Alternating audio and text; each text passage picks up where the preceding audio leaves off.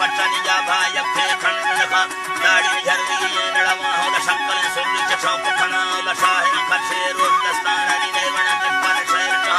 भई हम दोस्ती संग जगा मुस्तवा त्रासा जंद जना मुक्त ससेगा छरगा जोने भर्ष कम जाए दशहा गड़तग थईगा जात छिनो दी कुल में चित्ती और खवा जंगल सल ने बूचड़ी मोर दष्ट बदौरी रे मुरवा ओस पछे तरंगो समिजाए